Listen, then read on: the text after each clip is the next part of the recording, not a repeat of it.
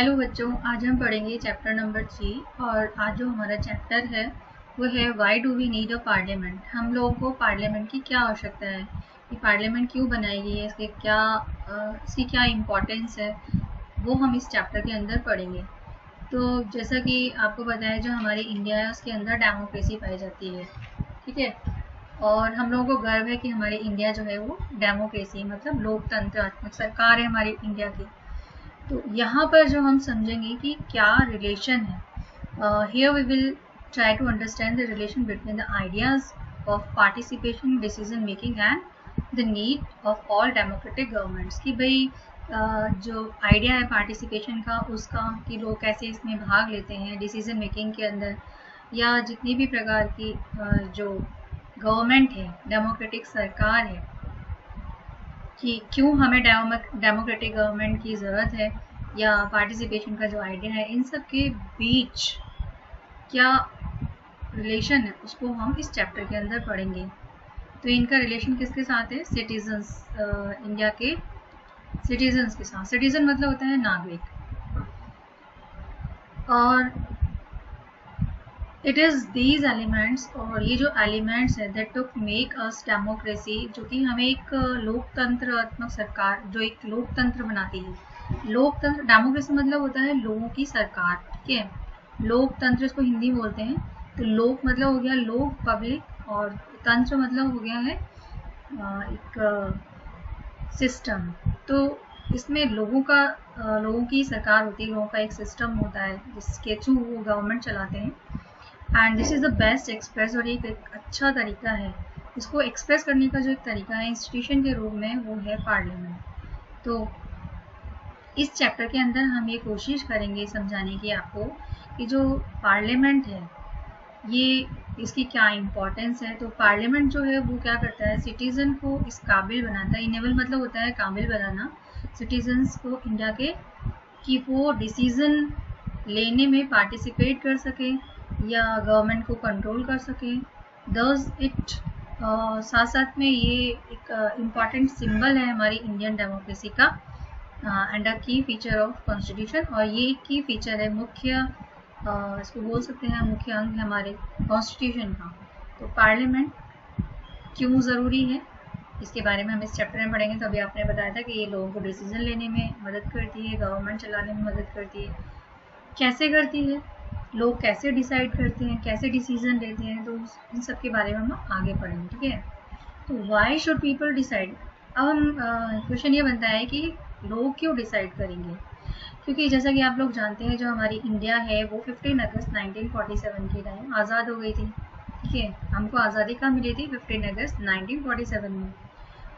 काफ़ी लंबे स्ट्रगल के बाद, जिसके अंदर बहुत सारे जो लोग थे अलग अलग सोसाइटी से जो बिलोंग करते थे, उन्होंने पार्टिसिपेट किया था स्ट्रगल के अंदर। स्ट्रगल मतलब संघर्ष।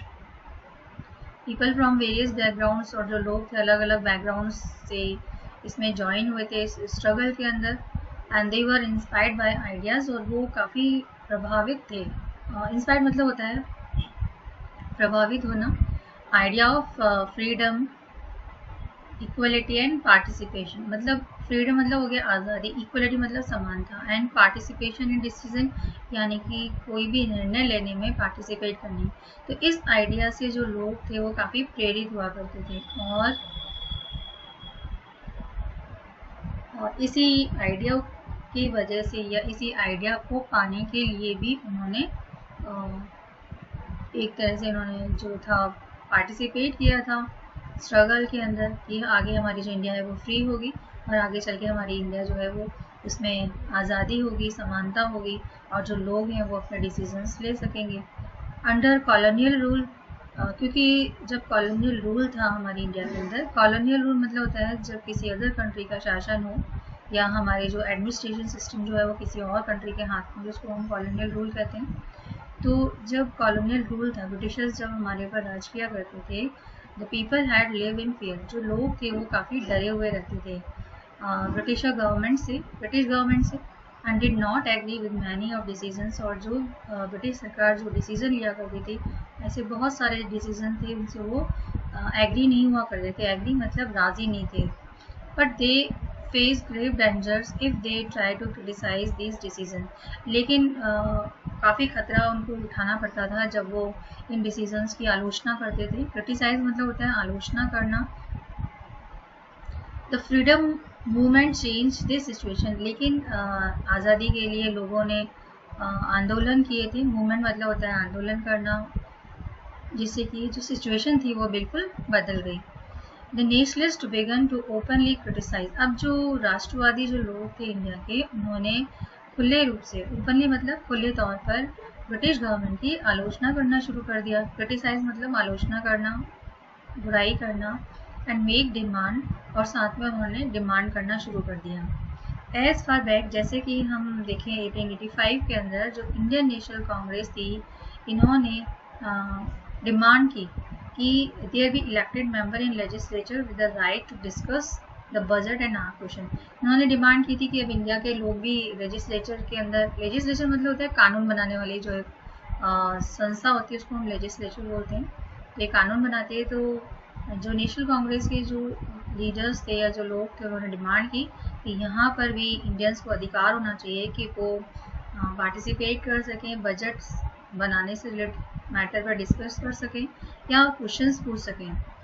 The government of India act 1909, और जो गवर्नमेंट इंडिया एक्ट था 1909 के अंदर अलाउड, ये गवर्नमेंट ऑफ इंडिया एक्ट 1909 के अंदर इसने अलाउ किया कि अब जो रिप्रेजेंटेटिव्स हैं उनको इलेक्ट किया जा सकता है। वाइल सम दीज लेजिस्लेचर, और वहीं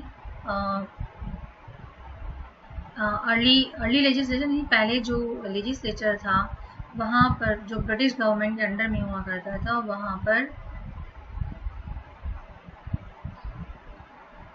were in response to growing demand of nationalists. They were not allowed for all adults to vote, nor could people participate in decision making. तो पहले क्या था लेजिस्लेचर के अंदर ब्रिटिश गवर्नमेंट के दौरान कि वो जो नेशनलिस्ट जो भी डिमांड करते थे उनको अलाउ नहीं किया जाता था, और न ही मतलब जो जितने भी एडल्ट्स थे, सारे एडल्ट्स थे, उनको वोट देने का अधिकार था कि वो डिसीजन मेकिंग, कोई भी अगर डिसीजन लिया जा रहा है तो वो उसमें पार्टिसिपेट कर सकें। तो उनको ये अधिकार नहीं था कि वो वोट दे सकें और ना ही वो डिसीजन मेकिंग के अंदर पार्टिसिपेट कर सकें। जैसा कि आपने चैप्टर 1 के अंदर पढ़ा था कि the experience of colonial rule, जब कॉलोनियल रूल था, as well as the participation of different people, और जो अलग अलग जो लोग थे, स्ट्रगल जो हो रहा था फ्रीडम के लिए, उसमें वो लोग पार्टिसिपेट करते थे। तो उनके दिमाग में एक छोटा सा डाउट था, लिटिल डाउट मतलब शक होता है, डाउट मीन्स शक। तो उनके दिमाग में एक छोटा सा शक था नेशनलिस्ट के दिमाग में कि इंडिया आज़ाद हो जाएगी तो क्या सभी जो लोग हैं वो डिसीज़न ले सकेंगे। तो ये उनके दिमाग में एक डाउट था। इंडिया के आज़ाद होने के बाद जो नेशनलिस्ट थे या जो फ्रीडम फाइटर्स थे, उनके दिमाग में ये डाउट था। With the coming of independence, और आज़ादी मिलने के बाद, we were going to be citizen of free country, क्या हम आज़ाद कंट्री के नागरिक बन सकेंगे। This did not means that the government could do what it felt like. इसका मतलब ये नहीं हुआ कि जो हमारी सरकार बनेगी वो जो उनके मन में आए वो करेगी। It meant that the government had to be sensitive to people's need and demand। इसका मतलब ये हुआ कि जो सरकार है वो लोगों के प्रति सेंसिटिव होगी, यानी कि उनकी जो भावनाएं वो लोगों से जुड़ी हुई होंगी, उनकी ज़रूरतों से जुड़ी, उनकी डिमांड से जुड़ी होंगी। तो यानी गवर्नमेंट जो भी काम करेगी वो लोगों की ज़रूरतों और डिमांड को पूरा करने के लिए करेगी।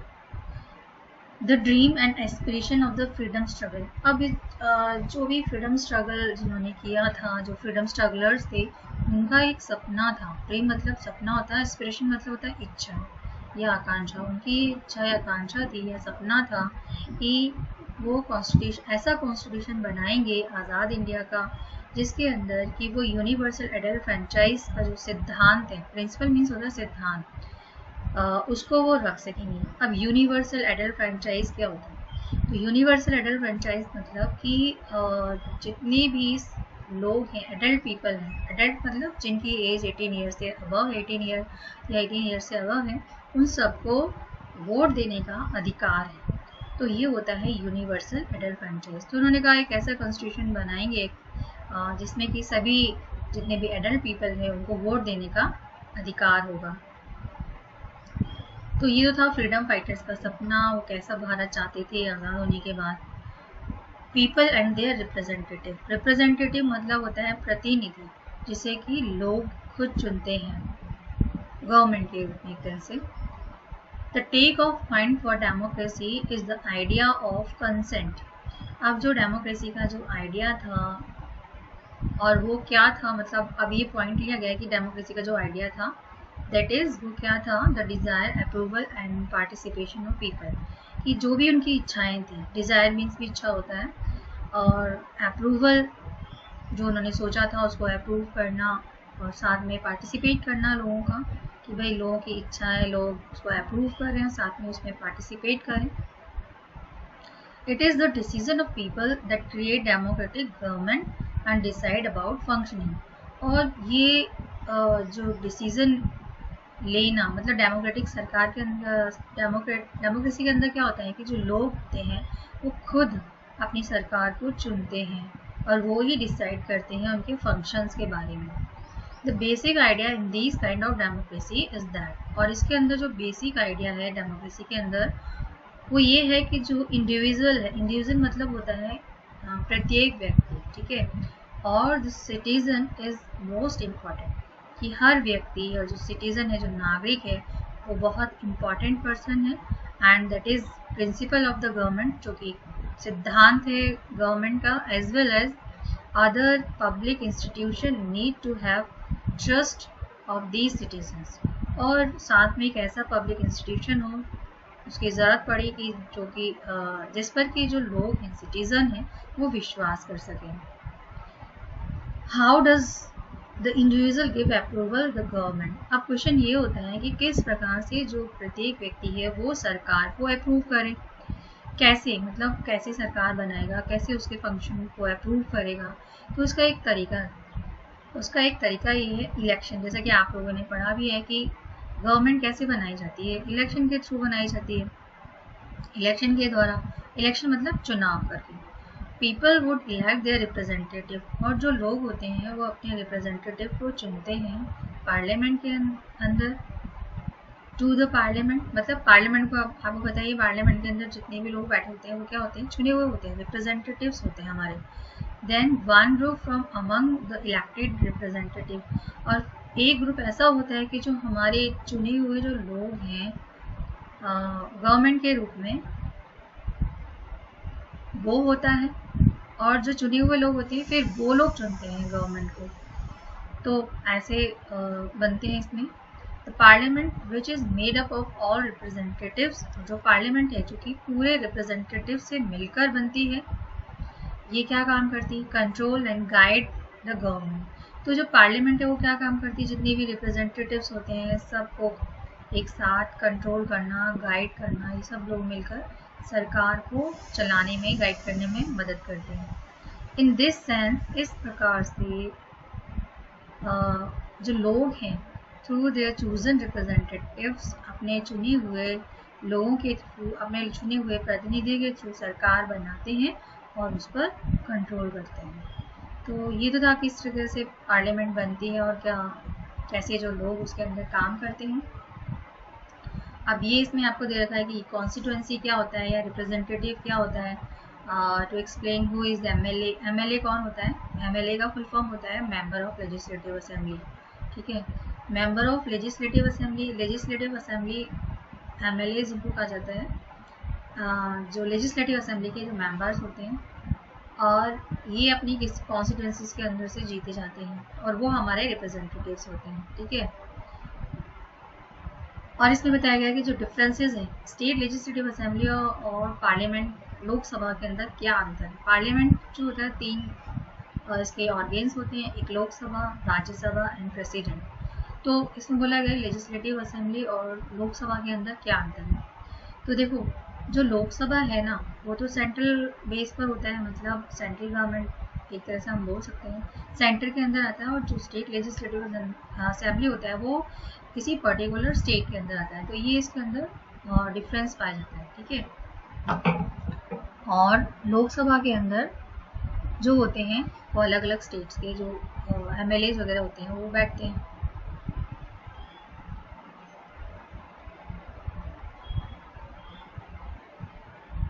फिर इसमें आप ये देखेंगे, इसमें ये फिल इन द ब्लैंक्स दे रखे हैं। फिल इन द ब्लैंक्स के अंदर आपको फिल करना है। मैं आपको बता देती हूँ इसमें क्या क्या आएगा। ये ऊपर यूनिवर्सल एडल्ट फ्रेंचाइज आ गया, MLAs, रिप्रेजेंटेटिव्स डायरेक्टली, ठीक है। तो democratic governments in our times are usually refer to the representative democracy, ठीक है। हमारे समय के अंदर जो डेमोक्रेटिक गवर्नमेंट है उसको हम क्या कहते हैं कि रिप्रेजेंटेटिव डेमोक्रेसी, यानी जो प्रतिनिधि हैं वो सरकार चला रहे हैं। इन रिप्रेजेंटेटिव डेमोक्रेसी, प्रतिनिधित्व लोकतंत्रात्मक सरकार के अंदर people do not participate directly. तो इसमें नंबर 1 में क्या आएगा, डायरेक्टली आएगा, ठीक है। तो क्योंकि इसमें जो लोग होते हैं वो डायरेक्टली नहीं चुनते हैं, ठीक है। डू नॉट पार्टिसिपेट, जो लोग होते हैं वो डायरेक्टली सरकार चलाने का काम नहीं करते हैं, बल्कि सरकार कैसे चलाते हैं वो लोग अपने रिप्रेजेंटेटिव्स के थ्रू चलाते हैं। तो डायरेक्टली वो पार्टिसिपेट नहीं करते हैं, बट इंस्टेड चूज देयर, अब क्या चूज करते हैं वो अपने रिप्रेजेंटेटिव्स को चूज करते हैं इलेक्शन प्रोसेस के दौरान। एंड दीज, और फिर उसके बाद ही वो क्या बन जाते हैं, MLAs बन जाते हैं। और ये जो MLAs होते हैं फिर ये मिलते हैं और डिसीजंस लेते हैं पूरी पॉपुलेशन के बिहाफ पर। And these days government can not call itself democratic unless, मतलब इन दिनों के अंदर जो सरकार है वो अपने आप को डेमोक्रेटिक तब तक नहीं कहेगी जब तक कि यूनिवर्सल एडल्ट फ्रेंचाइज ना हो, जिसको कि हम यूनिवर्सल एडल्ट फ्रेंचाइज बोलते हैं। यूनिवर्सल एडल्ट फ्रेंचाइज मैंने आपको बताया था, this means that all adult citizens in the country are allowed to vote, कि हर जितने भी एडल्ट पीपल है उनको वोट देने का अधिकार। एडल्ट में कौन आते हैं, 18 और 18 ईयर से अबव। तो ये थे मेन क्वेश्चंस, और इन क्वेश्चंस को आप पढ़िएगा और देखिएगा इसमें क्या प्रॉब्लम्स हैं आपकी। तो आज के लिए इतना बहुत है। नेक्स्ट जो हमारा टॉपिक होगा नेक्स्ट वीडियो का वो होगा रोल ऑफ द पार्लियामेंट, कि जो पार्लियामेंट का क्या रोल है, ठीक है। तो जब तक जो पढ़ाया मैंने आपको पढ़ना है। Okay, bye, have a nice day.